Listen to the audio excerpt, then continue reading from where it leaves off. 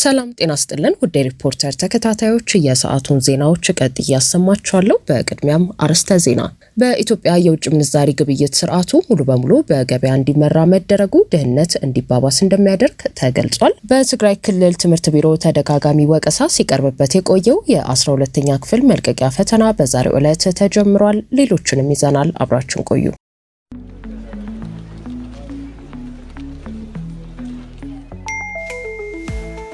ለሰራተኞች ደሞዝና ተጨማሪ ክፍያዎችን ለመፈጸም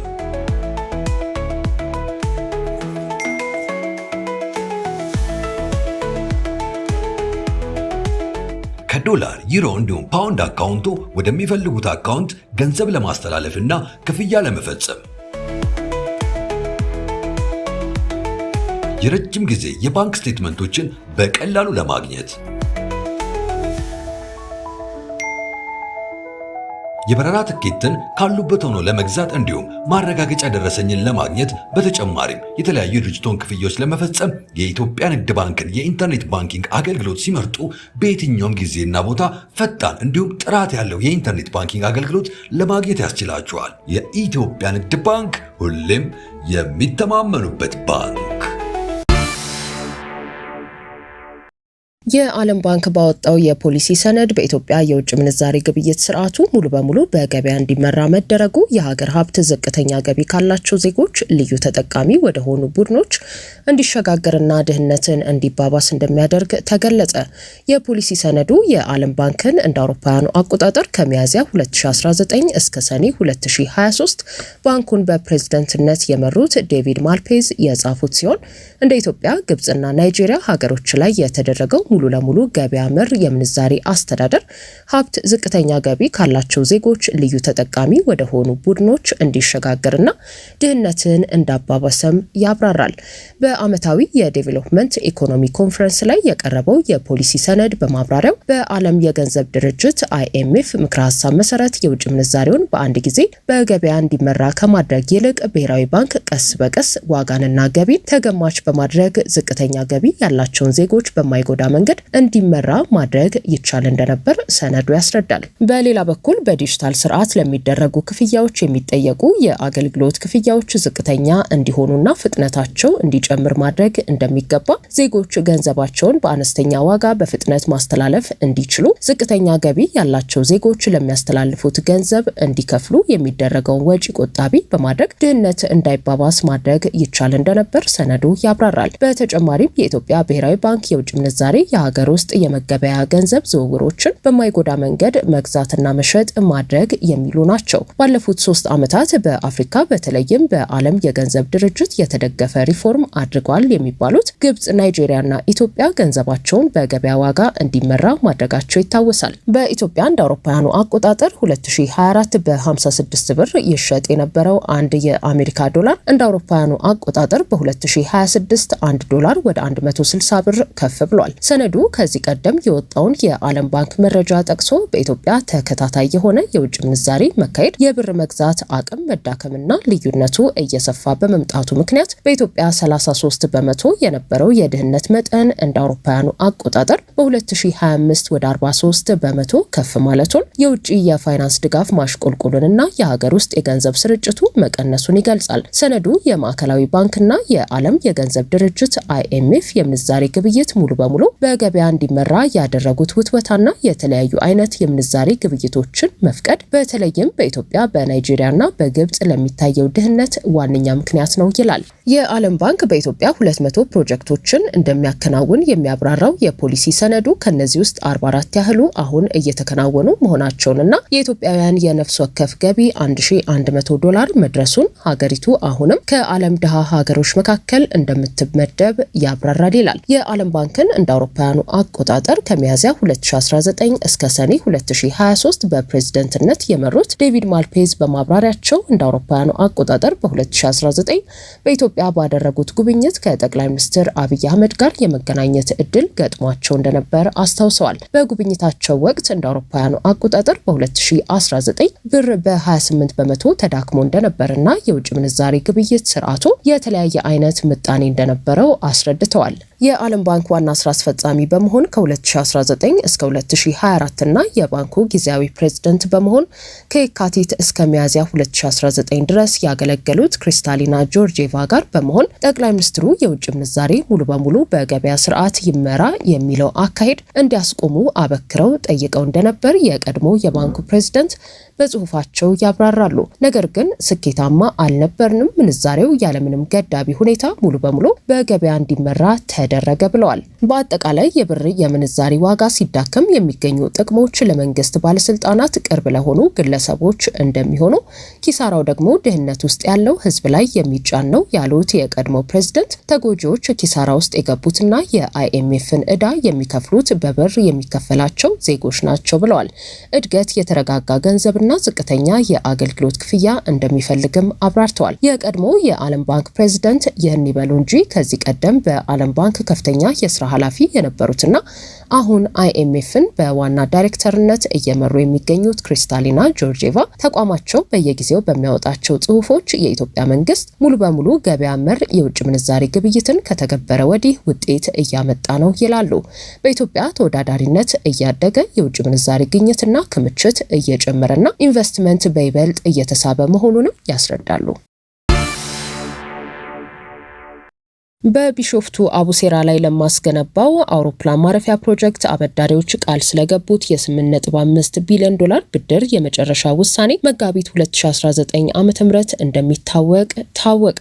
የኢትዮጵያ አየር መንገድ 9.1 ቢሊዮን ዶላር ገቢ ማግኘቱንም አስታውቋል። የአየር መንገድ ግሩፑ ዋና ስራ አስፈጻሚ የስራ ዘመን ማብቂያም በመንግስት እስከሚወሰን እየተጠበቀ እንደሆነ ተገልጿል። የኢትዮጵያ አየር መንገድ በኦሮሚያ ክልል ቢሾፍቱ አቡሴራ ለሚያስገነባው ግዙፍ አውሮፕላን ማረፊያ ግንባታ ፕሮጀክት 8.5 ቢሊዮን ዶላር ብድር ለመስጠት ቃል የገቡ አበዳሪዎች የመጨረሻ ውጤት የሚታወቀው በቀጣዩ ዓመት 2019 ዓ.ም መሆኑን የአየር መንገዱ ዋና ስራ አስፈጻሚ አስታውቀዋል። የኢትዮጵያ አየር መንገድ ዓመታዊ የስራ አፈጻጸሙ 9.1 ቢሊዮን ዶላር ወይንም 1.1 ትሪሊዮን ብር በላይ ገቢ ማግኘቱን ዋና ስራ አስፈጻሚው አቶ መስፍን ጣሰው አስታውቀዋል። የኢትዮጵያ አየር መንገድ ግሩፕ ዋና ስራ አስፈጻሚው አቶ መስፍን ይህን የተናገሩት ዛሬ ሐምሌ 22 ቀን 2018 ዓ.ም በስካይላይት ሆቴል ዓመታዊ አፈጻጸሙን አስመልክቶ መግለጫ ሲሰጡ ነው። ዋና ስራ አስፈጻሚው አየር መንገድ ግሩፑ ያገኘው ገቢ ካለፈው በጀት ዓመት አንጻር በ20 በመቶ ቢያድግም ወጪውን በገልፍ ጦርነትና በሌሎች ዓለም አቀፋዊ ጉዳዮች ምክንያት በ25 በመቶ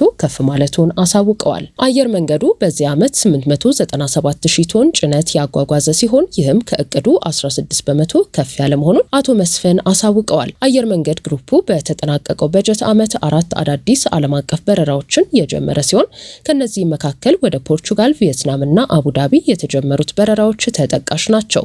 የሀገር ውስጥ በረራም ከነበረበት 22 መዳረሻ ያቤሎና ነገሌ ቦረና የተጀመሩትን በረራዎችን ጨምሮ ወደ 25 መድረሱ ተገልጿል። 8 አዳዲስ አውሮፕላኖች ተገዝተው ስራ መጀመራቸውም ተጠቁሟል። አየር መንገዱ ለ5000 ሰራተኞቹ ቤት እየገነባ መሆኑንና ለ2500 ሰራተኞች በመጪው ዓመት ጥር ወር 2019 ዓ.ም እንደሚያስረክብ አሳውቋል። የአየር መንገድ ግሩፑ ዋና ስራ አስፈጻሚ መስፍን ጣሰው የስራ ጊዜ ማብቂያን በሚመለከትም በመንግስት እስከሚወሰን እንደሚጠበቅ ተጠቁሟል። በትግራይ ክልል ትምህርት ቢሮ ተደጋጋሚ ወቀሳ ሲቀርብበት የቆየው የ12ኛ ክፍል መልቀቂያ ፈተና በዛሬው ዕለት ተጀምሯል። የ2018 ዓ.ም የ12ኛ ክፍል ብሔራዊ ማጠቃለያ ፈተና ዛሬ ሐምሌ 22 ቀን 2018 ዓ.ም በመቀለ ዩኒቨርሲቲ በወረቀት መሰጠት የጀመረ ሲሆን ፈተናውን የትግራይ ትምህርት ቢሮ ኃላፊ ዶክተር ኪሮስ ጉዕሽ፣ የመቀለ ዩኒቨርሲቲ ፕሬዝዳንት ዶክተር ፋና ሀጎስና የመቀለ ከተማ ከንቲባ አቶ ኃይላይ አረጋዊ ማስጀመራቸውን የክልሉ ቴሌቪዥን ዘግቧል። ፈተናው ከ20 ቀናት በፊት ሐምሌ 1 ቀን ጀምሮ መሰጠት የነበረበት ቢሆንም በትምህርት ሚኒስቴር በተፈጠረ ችግር ምክንያት ዘግይቶ መጀመሩን የገለጹት የክልሉ ትምህርት ቢሮ ኃላፊ ዶክተር ኪሮስ ጉዕሽ ከትምህርት ሚኒስቴር ጋር በተደረሰው መግባባት መሰረት ተማሪዎች በሰላማዊ መንገድ በወረቀት እየተፈተኑ እንደሚገኙ አስረድተዋል። ፈተናው ከዛሬ ሐምሌ 22 ቀን ጀምሮ እስከ ሐምሌ 24 ቀን ከመቀለ ዩኒቨርሲቲ በተጨማሪ በአዲስ አበባና በአክሱም ዩኒቨርሲቲዎች ማዕከላት በወረቀት እየተሰጠ የሚገኝ ሲሆን በአዲስ አበባ እየተሰጠ የሚገኘውን የ12ኛ ክፍል ፈተና በመፈተኛ ማዕከላቱ ተገኝተው የተመለከቱት የትምህርት ሚኒስቴር ሚኒስትር ዴኤታው ፕሮፌሰር ክንደያ ገብረሕይወት አሁን ላይ መንግስት ያደረገውን ርብርብ ተከትሎ በትግራይ ብሔራዊ ክልል የ12ኛ ክፍል ተፈታኝ ተማሪዎች በየመፈተኛ ማዕከላቱ ተገኝተው ፈተናቸውን መውሰድ መጀመራቸውን ገልጸዋል። በአክሱም በመቀለና በአዲስ አበባ ዩኒቨርሲቲዎች ከ15000 በላይ ተማሪዎች በወረቀት የሚሰጠውን ፈተና በመውሰድ ላይ መሆናቸውን ጠቅሰው በክልሉ በሚገኙ በአራቱም ዩኒቨርሲቲዎች በበይነ መረብ የተሰጠው የ12ኛ ክፍል ፈተና በስኬት መጠናቀቁን ተናግረዋል። በትግራይ ክልል የ12ኛ ክፍል ማጠቃለያ ፈተናን የሚወስዱ ተማሪዎች ጉዳይ አከራካሪ ሆኖ የቆየ ሲሆን ከአንድ ሳምንት በፊት የክልሉ ትምህርት ቢሮ ኃላፊ ዶክተር ኪሮስ ጉዕሽ ፊርማ ያረፈበት ለክልሉ የዞንና ወረዳ የትምህርት ጽሕፈት ቤቶች የተጻፈው ደብዳቤ በፌዴራል ደረጃ በተደጋጋሚ የተደረጉት የፈተና ጊዜ ማራዘምና የኦንላይን ፈተናን ማስተጓጎል ሙከራዎች በክልሉ ተማሪዎች ላይ ከፍተኛ በደል ማድረሳቸውን ይገልጻል። ቢሮው ይህንን በደል ለመቋቋምና የተማሪዎችን መብት ለማስከበር የራሱን ፈተና ለማዘጋጀት ወስኖ እንደነበርም አስታውሷል። ይሁን እንጂ አሁንም በፈተና ወቅት ሂደቱን ተከትሎ የሚመጡ ማናቸውም አይነት የአፈጻጸም የቴክኒክ ወይንም የውጤት ችግሮች ካጋጠሙ የክልሉ ካቢኔ በማንኛውም ጊዜ ውሳኔውን መልሶ ሊከልስ ወይንም ሊገመግም እንደሚችል መግለጹ ይታወሳል።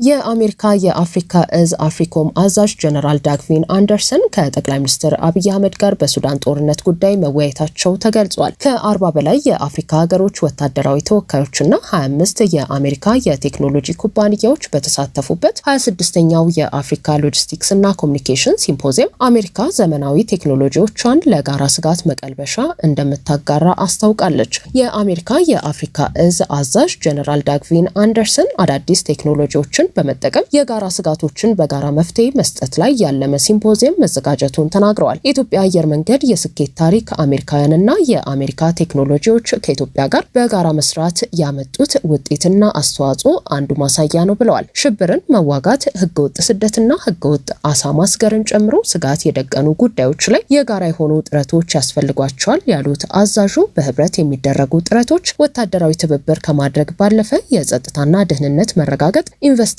ማበረታታትና የተረጋጋ ሁኔታ መፍጠር ላይ ያለሙ መሆን አለባቸው ሲሉ አብራርተዋል። የሱዳን ጦርነት በቀጠናው ውስጥ አሳዛኝ ችግር መፍጠሩን ጠቅሰው ዋና በኢትዮጵያ እያደረጉት ባለው ጉብኝት ጠቅላይ ሚኒስትር አብይ አህመድ ስለ ሱዳን ጦርነት ጉዳይ አንስተውላቸው መነጋገራቸውን አስረድተዋል። በኢትዮጵያ የአሜሪካ አምባሳደር ኤርቪን ማሲንጋ ያለ አስተማማኝ ሎጂስቲክስ ደህንነቱ የተጠበቀ የኮሚኒኬሽን ዝግጁነት ብቻውን የትም አያደርስም ብለዋል። ከነሐሴ 21 እስከ 25 ቀን 2018 ዓ.ም በአዲስ አበባ የሚቆየው ሲምፖዚየም በአሜሪካ ኤምባሲና በኢትዮጵያ መከላከያ ሚኒስቴር አዘጋጅነት የሚካሄድ ሲሆን ከአሜሪካ የመጡ የአደጋ ጊዜ ምላሽ መስጠት ላይ ያተኮሩ የአርቲፊሻል ኢንተለጀንስ ቴክኖሎጂ ኢንዱስትሪዎች፣ የጦር ሜዳ መረጃን በፍጥነትና በታማኝነት ለማስተላለፍ የሚሰሩ የሬዲዮ ቴክኖሎጂ አምራቾች፣ የኮሚኒኬሽንና የትራንስፖርት ኩባንያዎች፣ የሳይበር ደህንነት ላይ የተሰማሩ የኮሚኒኬሽንና የሎጂስቲክስ ኩባንያዎችን ጨምሮ በርካቶች ታድመዋል።